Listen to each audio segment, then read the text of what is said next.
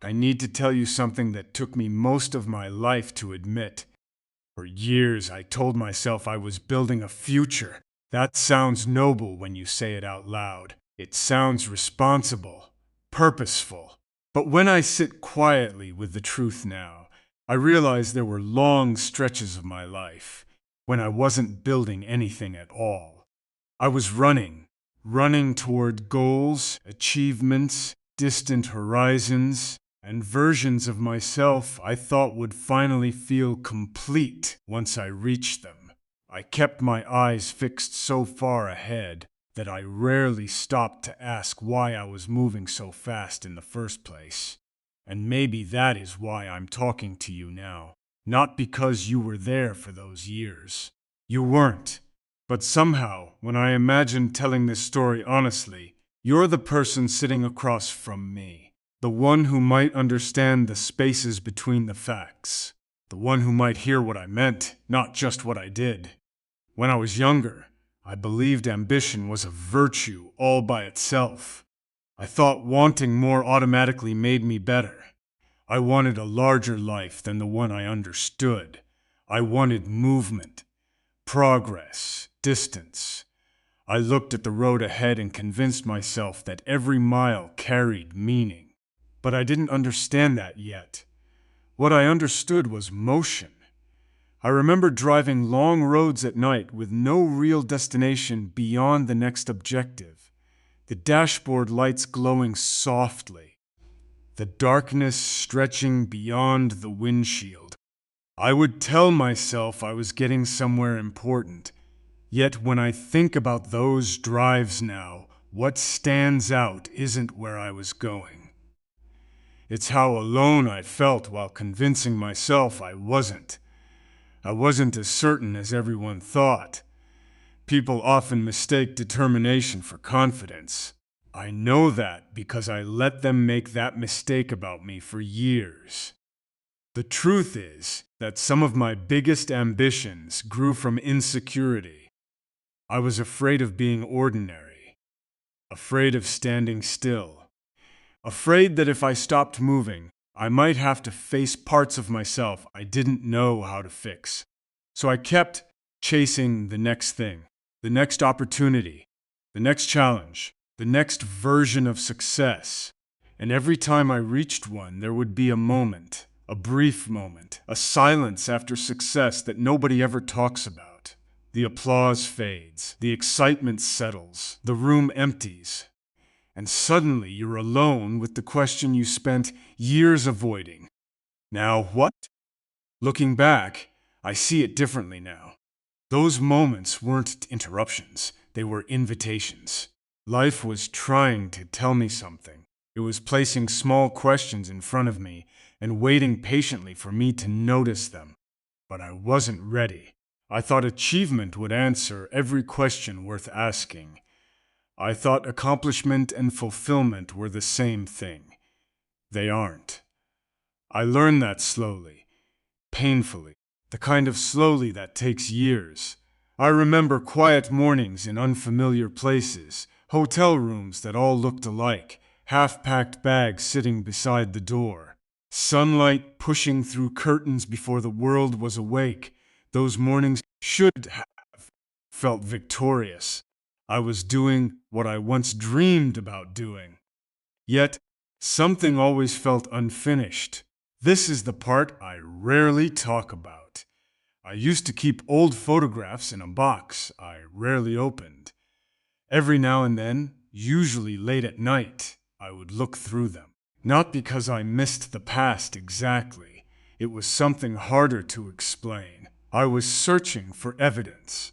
Evidence that the person in those pictures knew something the older version of me had forgotten. Have you ever felt that?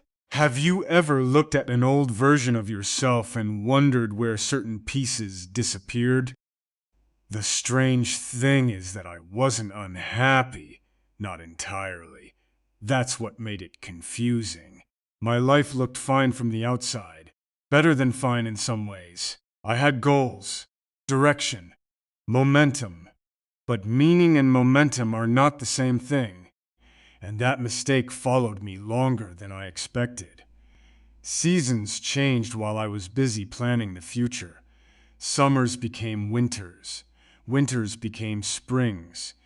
Years passed quietly, faster than I thought they would. Sometimes I would notice a light left on in another room and feel a loneliness I couldn't explain. Nothing dramatic. Just a small awareness that something important was missing, even if I couldn't name it. Maybe you've felt something similar. Maybe you've spent part of your life chasing things you believed would finally make everything make sense. If so, then you already know the uncomfortable truth. The road can become an identity. You travel it for so long that you forget why you started walking. I thought I knew. I thought I understood. I thought I was ready. But the truth was simpler than that. I was still searching.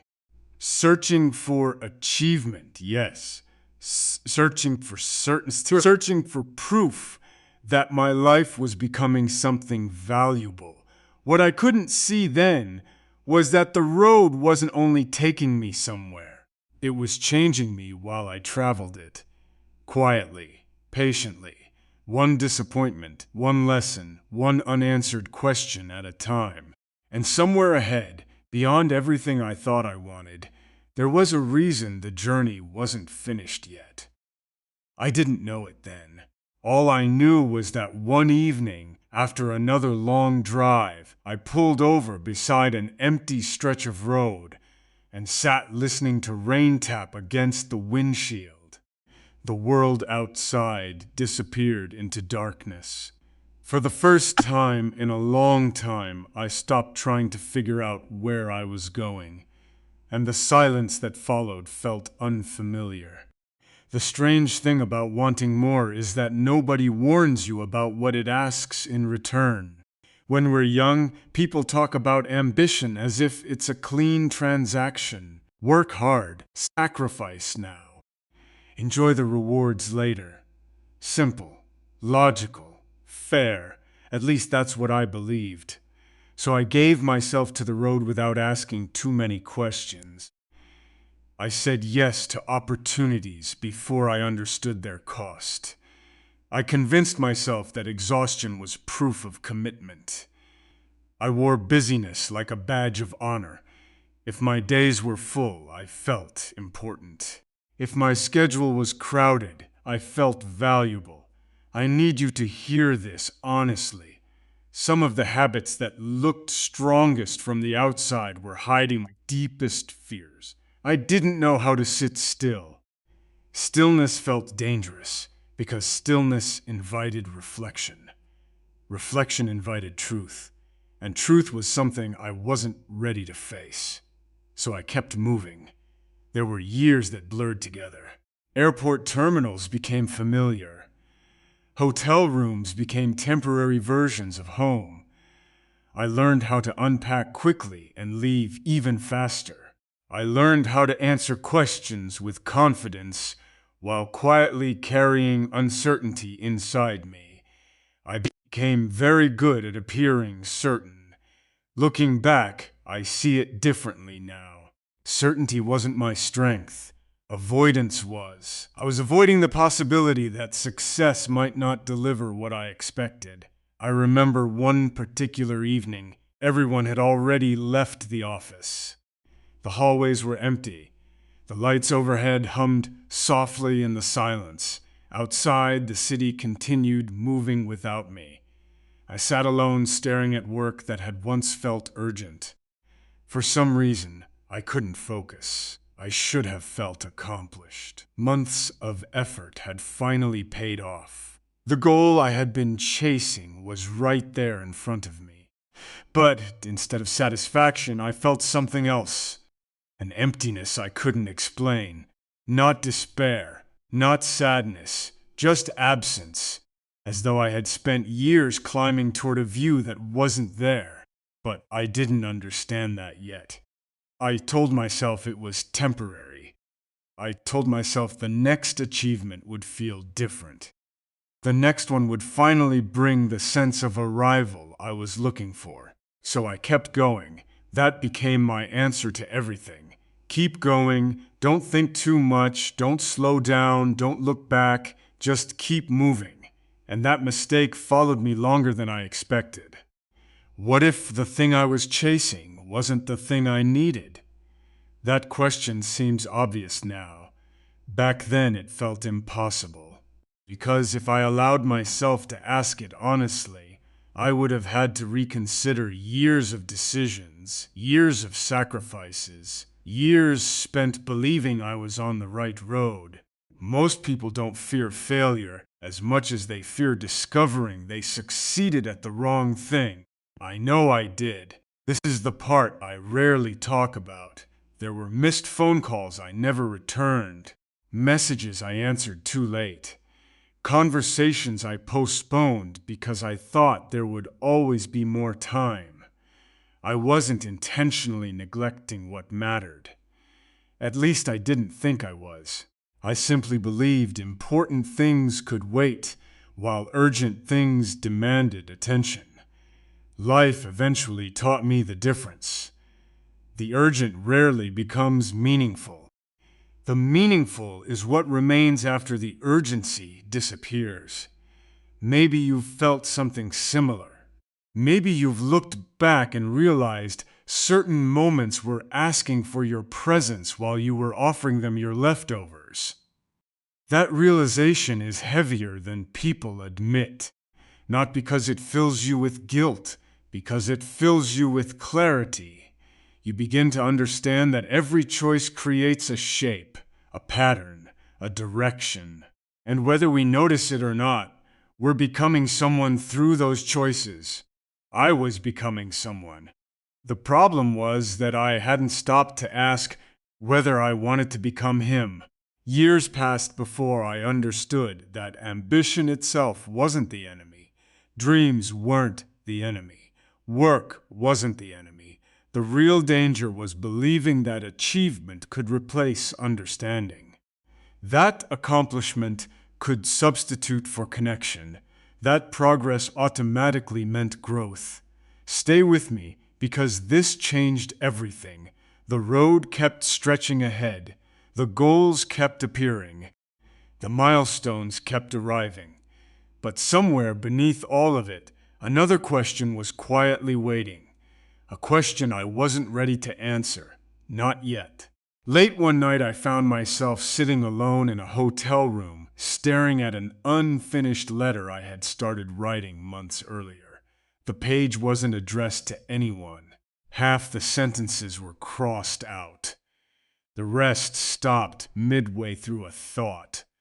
I remember looking at it and realizing something unsettling.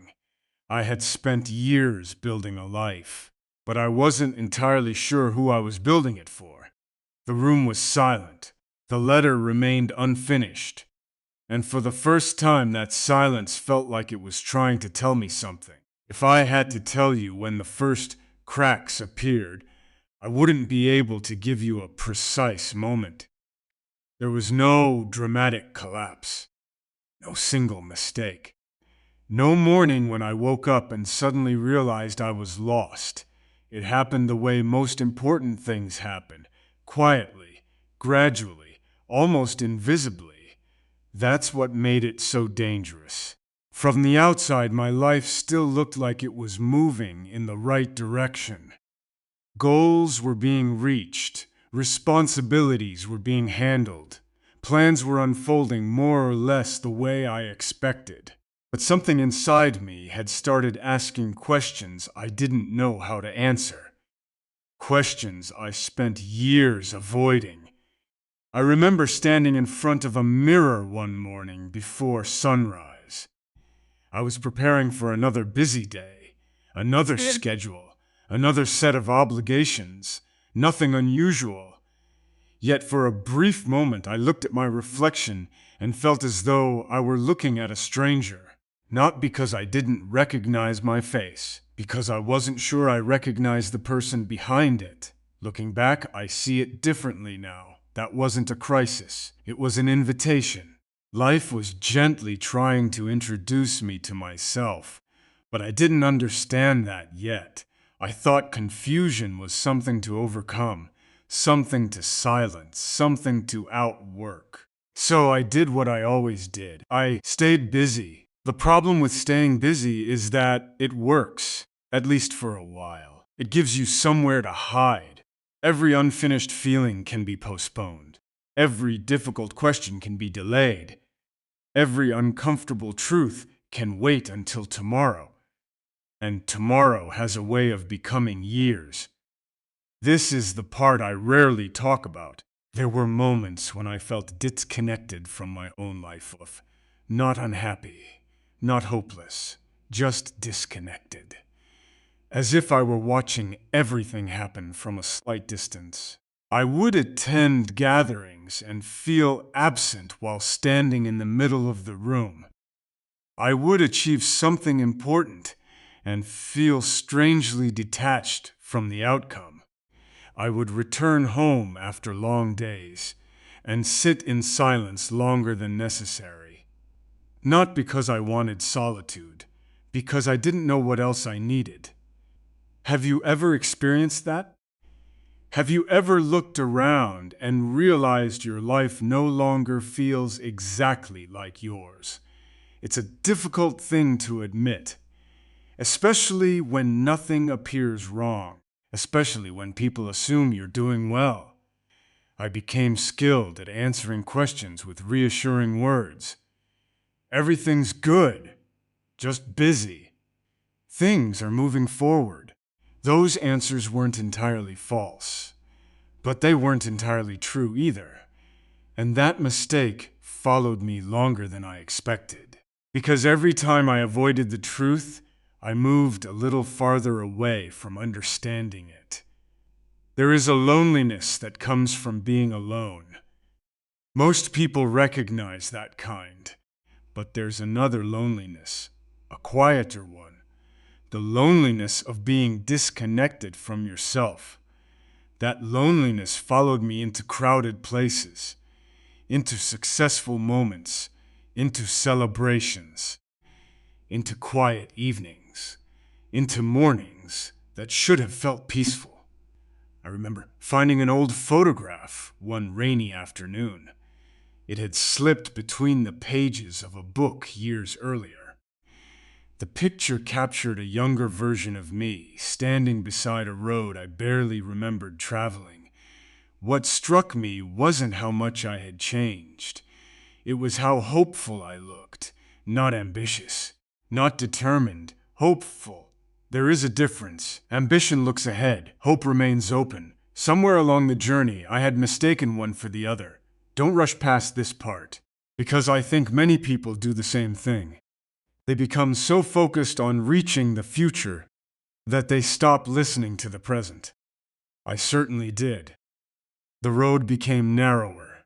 The objectives became clearer. Yet my understanding became smaller. I was learning how to accomplish things.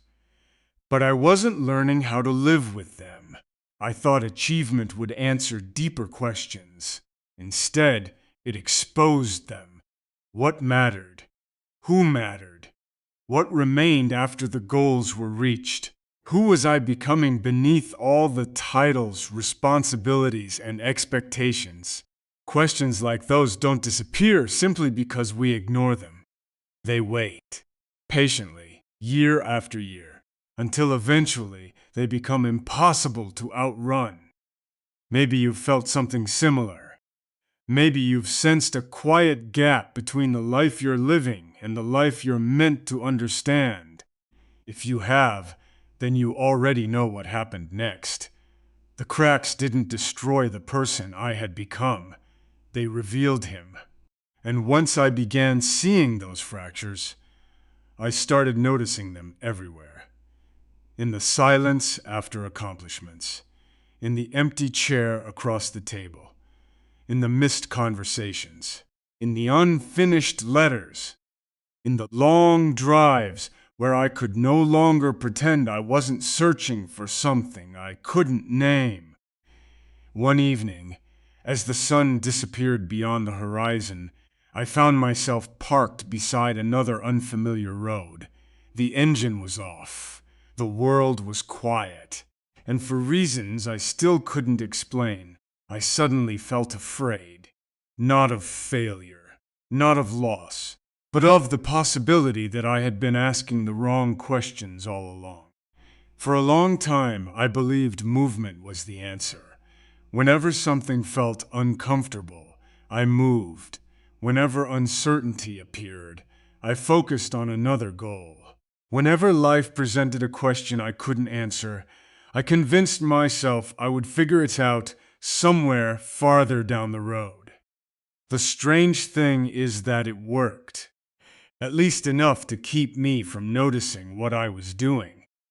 I wasn't running from failure. I wasn't running from other people. I was running from silence, because silence has a way of exposing things that noise keeps hidden. The busier I became, the less I had to hear myself think. Looking back, I see it differently now. The road wasn't always carrying me towards something.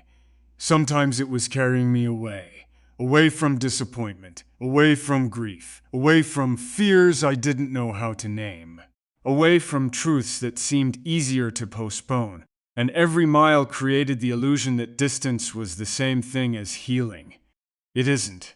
I learned that much later. This is the part I rarely talk about. There were seasons of my life when I hardly recognized my own routines. Wake up, work, travel, plan, achieve, repeat. Days became weeks, weeks became years.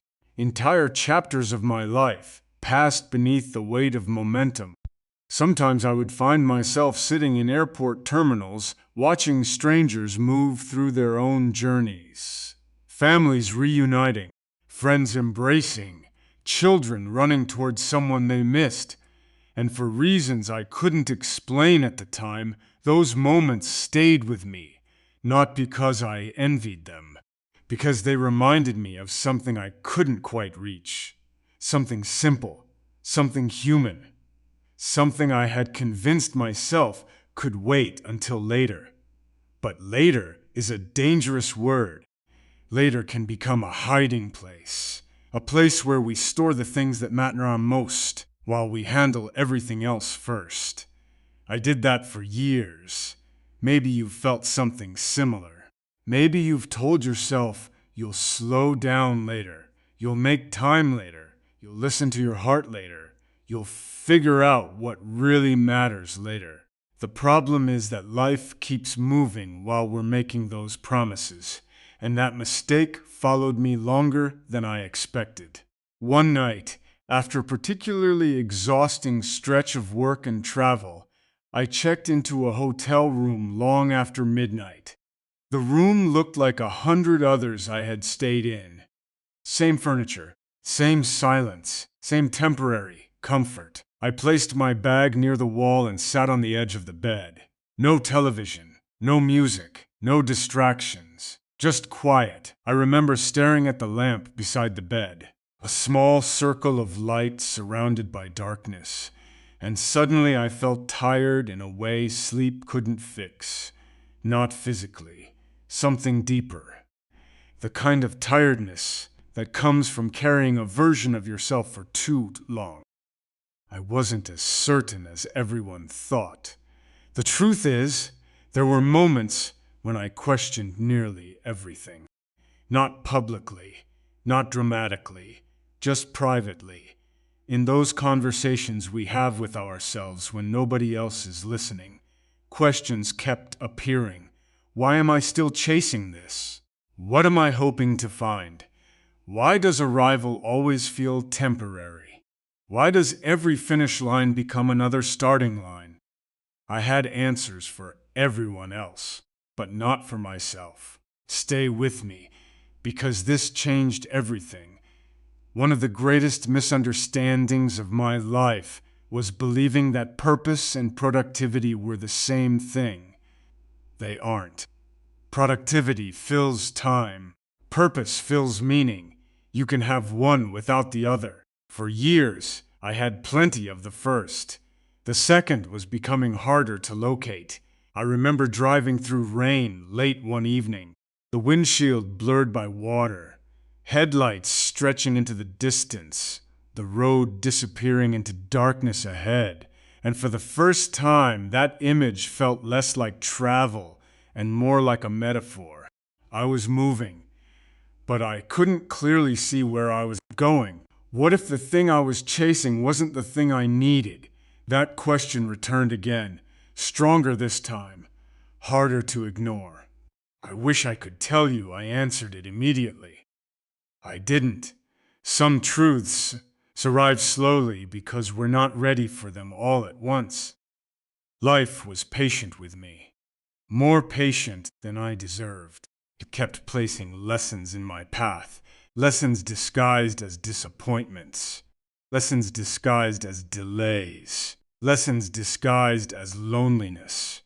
At the time, I saw obstacles. Years later, I saw invitations. Don't rush past this part, because understanding rarely arrives when we demand it. It arrives when we're finally willing to stop running. And I wasn't there yet. Not quite. But something had changed. The road no longer felt endless. The noise no longer drowned out the questions. The distractions were losing their power. The version of me who had spent years outrunning himself was beginning to slow down. Not because he wanted to, because he was becoming too tired to continue pretending. Late one evening, I returned home and noticed a light glowing in another room. No one was there, just an empty room illuminated against the darkness. I stood in the hallway longer than necessary, staring at it. For reasons I couldn't explain, it felt like a message, a quiet reminder, something waiting, something unfinished, something I still hadn't found the courage to face. And deep down, I think I already knew the next part of the journey would require me to stop running long enough to discover what that was. I used to think loneliness meant having nobody around. That's how most people describe it. An empty house, a quiet phone, a seat beside you that never gets filled. But life taught me something different. Some of the loneliest moments I ever experienced happened while surrounded by people. The real loneliness wasn't the absence of company. It was the absence of connection. And there came a point in my life when I could no longer avoid that truth. Not because I suddenly became wiser, because the noise that had protected me for years began to disappear. The goals that once consumed me became less urgent. The distractions lost their ability to distract. The road stretched ahead as always, but now there were longer periods of silence between destinations. Silence can be frightening when you've spent your life avoiding it. But I didn't understand that yet. At first, I fought it. I filled my schedule. I created new objectives. I found new projects. I told myself I simply needed another challenge, another mountain, another horizon. The pattern was familiar. The problem was that it no longer worked. This is the part I rarely talk about. There were mornings when I would wake before sunrise and sit alone with a cup of coffee while the world remained asleep. No phone, no meetings, no obligations yet. Just quiet.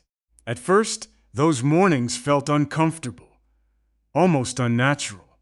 I wasn't used to being alone with my own thoughts.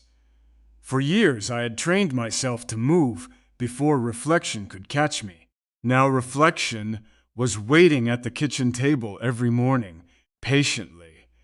And eventually, I stopped resisting. Looking back, I see it differently now. Those quiet mornings may have saved me, because for the first time in years I began listening instead of chasing. I listened to old memories, old regrets, old questions. I listened to parts of myself that had been speaking softly for a very long time, and what I heard surprised me. The person beneath all the ambition wasn't asking for more success. He wasn't asking for more recognition. He wasn't asking for bigger achievements. He was asking for meaning. Such a simple word, meaning. Yet I had spent years searching for it in all the wrong places. Maybe you felt something similar. Maybe you've reached a point where external accomplishments stopped answering internal questions. Maybe you've discovered that some hungers cannot be satisfied by achievement. If you have, then you understand how unsettling that realization can be, because once you see it, you can't unsee it. And that mistake followed me longer than I expected. I had spent so much time measuring progress through outcomes that I barely knew how to measure peace. I knew how to evaluate performance. I knew how to evaluate productivity. I knew how to evaluate results. But peace, contentment, connection, those things didn't fit neatly into the systems I trusted. So I overlooked them until life removed enough distractions that I had no choice but to notice. I remember opening an old box one afternoon. Inside were photographs, notes, ticket stubs, small reminders of years that had passed. Objects most people would consider insignificant. Yet every item carried a version of myself I had forgotten. I sat on the floor for hours, not organizing, not cleaning, remembering. There was something humbling about it. The younger man in those memories wasn't nearly as accomplished as the older man sitting there. Yet in some ways, he seemed closer to himself, closer to wonder, closer to curiosity, closer to hope. Don't rush past this part, because this realization hurt. Not dramatically, quietly, the way truth often hurts. I began understanding that I had spent years becoming successful at things that weren't always helping me become whole. Those are not the same journey. You can advance far in one while neglecting the other. I know because I did. Have you ever realized a victory cost more than you expected? I have. Not because success itself is bad, because every pursuit requires attention, and attention is one of life's most valuable currencies. Where we place it shapes who we become. The older I got, the more clearly I could see the pattern. The achievements weren't mistakes. The dreams weren't mistakes. Even the detours weren't mistakes. The mistake was believing they could replace what only genuine connection can provide. Not admiration, not validation, connection. Something deeper. Something quieter, something real. Stay with me, because this changed everything.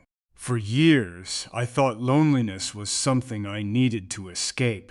Eventually, I realized loneliness was trying to teach me. It was showing me the places inside myself I had neglected. The conversations I hadn't had, the truths I hadn't accepted, the life I hadn't fully understood. And once I stopped treating loneliness like an enemy, it began transforming into something else. Awareness, compassion, perspective, a strange kind of gratitude. Because without those lonely years, I might never have learned what truly matters. Late one evening, I sat alone by a window, watching rain slide slowly down the glass. The room was dark except for a small lamp nearby. Outside, the world felt distant. Inside, everything felt unusually clear. For the first time in a very long time, I wasn't thinking about where I needed to go next. I was thinking about who I had become. And as I watched my reflection fade into the darkness beyond the window, a question emerged that felt different from all the others. Not a question about achievement. Not a question about purpose. A question about connection. A question that would eventually change the direction of everything that came after. But that understanding was still waiting somewhere farther down the road. There comes a point in life when the same lesson appears so many times that you can no longer pretend it is a coincidence. For years, I called those moments bad luck, wrong timing, unexpected setbacks, disappointments. But eventually I began seeing a pattern hidden beneath them. Life wasn't punishing me, it was teaching me. The problem was that I had spent so much time resisting the lesson that I kept repeating the class. Looking back, I see it differently now. Some of the experiences I once regretted most became the very experiences that taught me who I was. Not immediately, not while they were happening. Pain rarely arrives carrying explanations. Understanding comes later, sometimes much later. I wish I could tell you wisdom appeared all at once. It didn't. It arrived in fragments, small realizations, quiet observations, moments that seemed insignificant at the time. Then one day, those fragments began fitting together, and I finally started seeing the larger picture. This is the part I rarely talk about. I used to believe that every disappointment represented a closed door, a rejection, a failure, a missed opportunity, something lost. What I didn't understand was that some doors close because they belong to a version of ourselves we're meant to outgrow. At the time, that feels unfair. Years later, it feels merciful. There are roads desperately wanted to travel that would have led me farther away from myself. There are outcomes I once prayed for that would have reinforced all the wrong priorities. There are victories I mourned losing that eventually became blessings in disguise. I know that phrase is overused, but sometimes it's true, not because everything happens for a reason, because meaning can be discovered inside experiences that once seemed meaningless. Maybe you've felt something similar. Maybe you've looked back on something painful and realized it protected you from something you couldn't yet see. If so, then you understand the strange relationship between pain and perspective. Distance changes the shape of memory. Events that once felt devastating begin revealing hidden gifts. Not all of them, but enough. Enough to make you reconsider the story you were telling yourself. And that mistake followed me longer than I expected.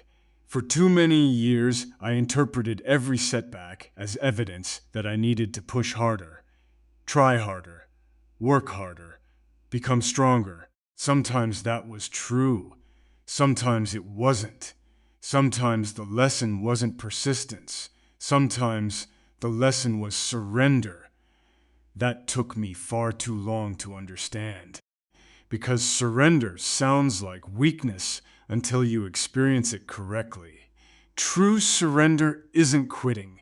It's accepting reality instead of fighting it. It's letting go of illusions that no longer serve you. It's releasing versions of yourself you've outgrown. The older I became, the more I understood that growth often requires subtraction, not addition.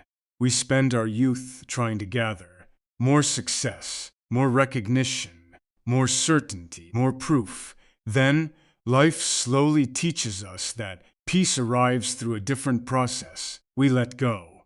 We simplify. We stop carrying things we were never meant to carry forever. Stay with me, because this changed everything. One afternoon, I found myself sitting alone outside watching the seasons change. Nothing dramatic was happening, just leaves moving in the wind. Clouds drifting overhead, time passing. The kind of ordinary moment I once would have ignored completely. Yet something about it felt profound. Nature wasn't rushing. The trees weren't comparing themselves to each other. The seasons weren't questioning whether they were behind schedule. Everything simply became what it was meant to become. Patiently, naturally, without force. For reasons I couldn't fully explain, that realization stayed with me. Because my entire life had been built around force. Effort, control, acceleration, achievement. Yet some of the most meaningful things in life seem to emerge through patience instead. Trust, understanding, healing, connection. You cannot force those things. You can only become available to them. I need you to hear this honestly. That realization frightened me, because it meant I couldn't solve everything through effort. Some things required openness, some required vulnerability, some required waiting, and waiting had never been my strength. What if the delay carried a purpose? That question arrived quietly, different from the others, gentler, less demanding. I had spent years focusing on what hadn't happened, the opportunities that never appeared, the plans that never worked, the outcomes that never arrived. Now I found myself wondering whether those delays had been shaping me all along, preparing me, refining me, teaching me lessons I couldn't have learned any other way. Don't rush past this part, because this was the beginning of a profound shift. For the first time, I stopped viewing my life as a series of disconnected events. I began seeing it as a journey, not a perfect journey, not a planned journey, but a meaningful one.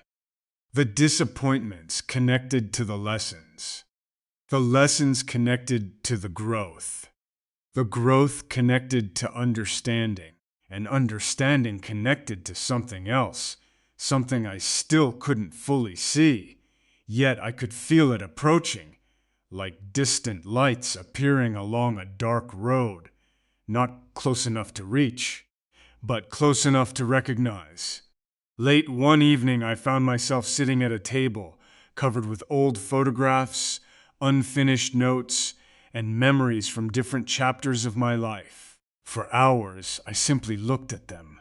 No judgments, no regrets, just observation.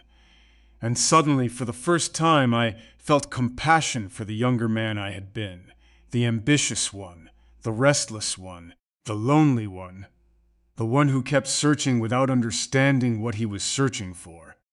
I realized he wasn't lost. He was learning, slowly, painfully, imperfectly. And perhaps, without realizing it, he was becoming someone capable of recognizing something he would have missed entirely in those earlier years. Someone. Or maybe even someone waiting somewhere farther down the road. A person he wasn't ready to understand back then, but might finally be ready to recognize now. For a long time, I believed connection belonged to other people. People who were more open, more emotionally certain, more comfortable trusting someone with the parts of themselves they couldn't control. I admired those people from a distance. I respected their ability to let others close. Yet if I'm honest, I never fully believed I could become one of them. Not after all the years I spent building walls I called independence. Not after all the years I spent convincing myself I needed nothing beyond the road ahead. But life has a strange way of challenging the stories we tell ourselves, especially the ones that are no longer true. Looking back, I see it differently now. The walls I built were never protecting me from other people. They were protecting me from vulnerability, from uncertainty, from disappointment, from hope, because hope can be frightening when you've spent enough years watching plans change. Hope asks you to remain open, and openness always carries risk. This is the part I rarely talk about, There was a season when I genuinely believed I had missed something important, not a specific opportunity, not a particular moment, something deeper, as though life had already passed the chapter where connection was meant to happen, as though certain doors belonged only to younger versions of ourselves. I never said those thoughts aloud, but they visited me more often than I care to admit, especially during quiet evenings, especially during those moments when success felt strangely silent, especially when I noticed the empty chair across the table. You know the chair I'm talking about, the one that becomes symbolic long before anyone ever sits there. The one that quietly asks questions you aren't prepared to answer. Maybe you've felt something similar. Maybe you've wondered whether certain possibilities arrived too late. Maybe you've questioned whether life still had surprises left. If you have, then you understand why this realization mattered so much. Because eventually, I discovered something unexpected. The years had not closed me. They had prepared me. At first, I resisted that idea. Prepared me for what? Prepared me why? What possible value could all those detours carry? But the more honestly I examined my life, the clearer the answer became. The younger version of me could have recognized achievement. He could have recognized opportunity. He could have recognized admiration. But I'm not sure he could have recognized genuine connection.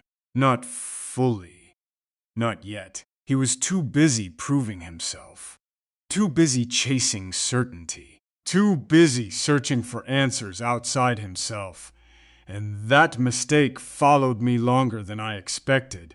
Because while I was searching for accomplishment, life was quietly teaching me understanding. While I was pursuing goals, life was teaching me humility. While I was trying to arrive somewhere, life was teaching me how to see. The lessons didn't make sense individually. Together, they transformed everything. Stay with me, because this changed everything. One afternoon, I was walking without any particular destination, no schedule, no objective, no urgency, just walking. The kind of walk I never would have allowed myself years earlier. And suddenly, a thought appeared so clearly that I actually stopped moving. Maybe the purpose of all those years wasn't what I accomplished. Maybe the purpose was who I became. Simple, almost obvious. Yet it felt revolutionary, because it changed the meaning of everything that came before. The failures, the delays, the loneliness, the confusion, the unanswered questions, none of them had been wasted. They had shaped the person standing there, the person finally capable of understanding things the younger man could not. I need you to hear this honestly. When I think about the future now, I don't think about it the way I once did. I no longer imagine finish lines. I no longer imagine arrival in the old sense. Life taught me that arrival is rarely a destination. It's recognition. Recognizing what matters. Recognizing who matters. Recognizing ourselves. And perhaps recognizing another soul when our paths finally cross. What if the delay carried a purpose? That question returned once more. Only now it felt different. Less like a mystery. More like an answer. Maybe there was a reason none of it happened sooner. Maybe there were lessons that required time, wounds that required understanding, illusions that required dismantling. Perhaps the man I was becoming needed those years. Not because they were easy, because they were necessary. Don't rush past this part, because this realization brought something I hadn't felt in a very long time. Not certainty, something better. Trust. Trust that life wasn't finished with me. Trust that meaning could still emerge. Trust that connection, remained possible. Trust that some chapters arrive precisely when we're ready to understand them. And for the first time in years, hope returned. Not the restless hope of ambition, not the impatient hope of achievement, a quieter hope, a steadier hope, the kind that doesn't demand answers immediately, the kind that simply remains open. Late one evening, I found myself sitting on a porch watching darkness settle across the horizon. The air was calm, the world was quiet, the road ahead remained unseen. Yet something inside me felt different. For the first time, I wasn't looking toward the future with urgency. I was looking toward it with curiosity. And somewhere beyond everything I could see, beyond all the roads I had already traveled, beyond all the lessons life had patiently taught me, I sensed the possibility of someone who would not simply hear my story, someone who would understand it, not because she witnessed every chapter, but because every chapter had quietly been preparing me to recognize her when the time finally came. When I was younger, I thought the road was leading somewhere. A destination, a reward, a version of life that would finally make sense once I arrived. I spent years believing meaning existed somewhere ahead of me, always ahead, just beyond the next milestone, the next achievement, the next season, the next chapter.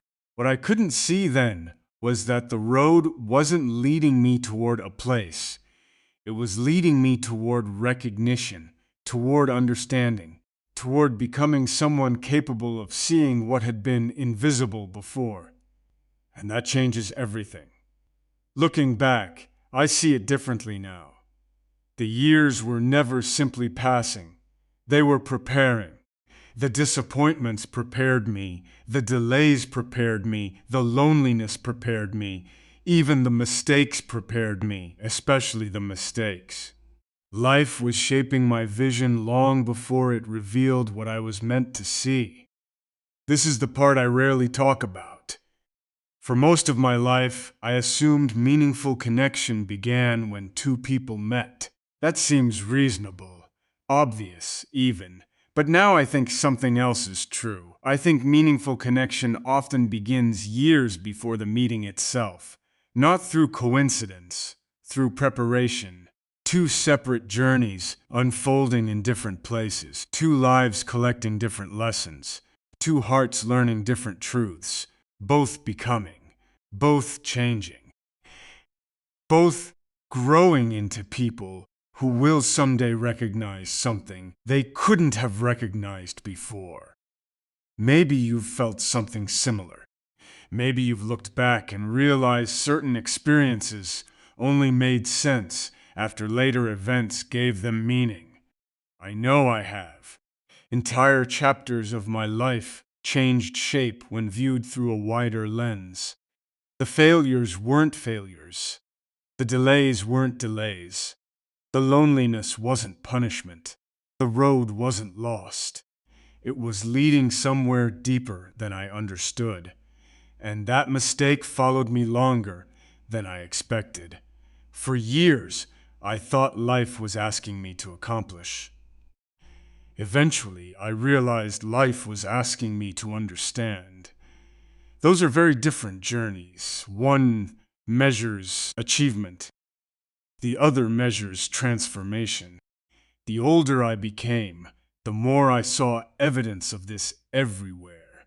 In old photographs, in unfinished letters, in conversations I remembered differently with age, in moments that once seemed ordinary.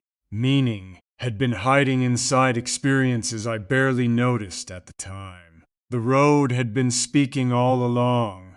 I simply wasn't ready to listen. Stay with me, because this changed everything. One evening, not long ago, I found myself looking through another box of old memories.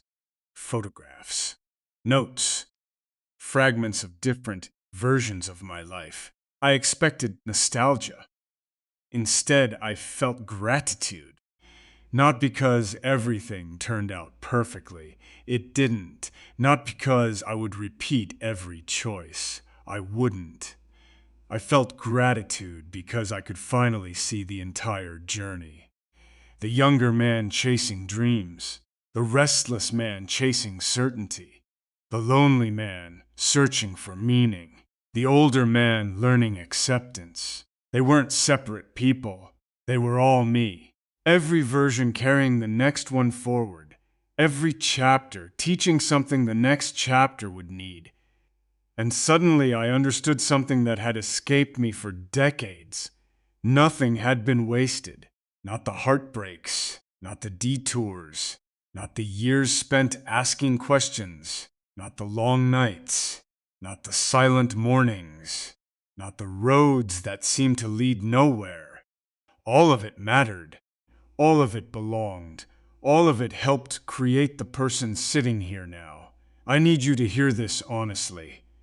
If I could speak to my younger self, I wouldn't tell him how to avoid every mistake. I wouldn't tell him which roads to choose. I wouldn't hand him all the answers.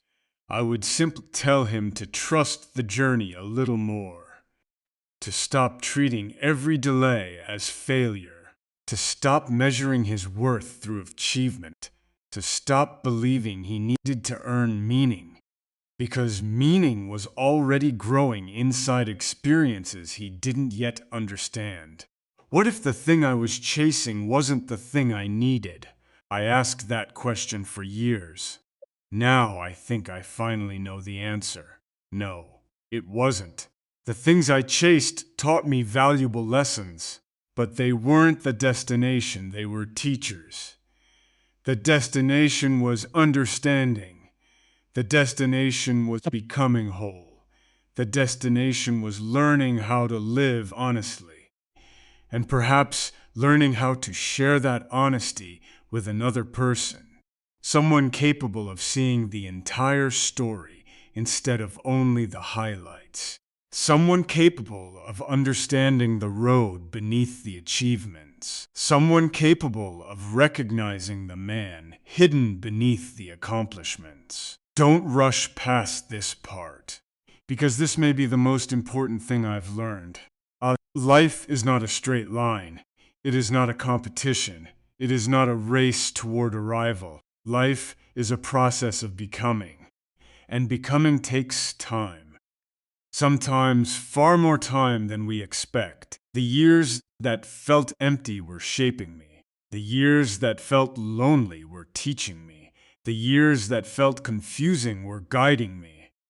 I just couldn't see it then. Late one evening, I sat outside watching the last light disappear beyond the horizon. The world was quiet. No goals to chase. No deadlines to meet. No need to prove anything. Just stillness, just gratitude, just understanding. And as darkness settled gently across the landscape, I thought about all the roads I had traveled. The roads that broke me. The roads that strengthened me, the roads that humbled me, the roads that taught me who I was. Then I thought about you, not as the answer to my life, not as a reward waiting at the end of the journey. Something far more meaningful than that, as a reminder of what the journey had been teaching me all along. Because the truth is, I wasn't searching for you the whole time. I was becoming the man who could finally recognize you when our paths crossed. And standing here now, looking back across all those years, I can finally say something I never could before. The road was worth it, not because it gave me everything I wanted, because it taught me how to recognize what truly matters when it finally appears.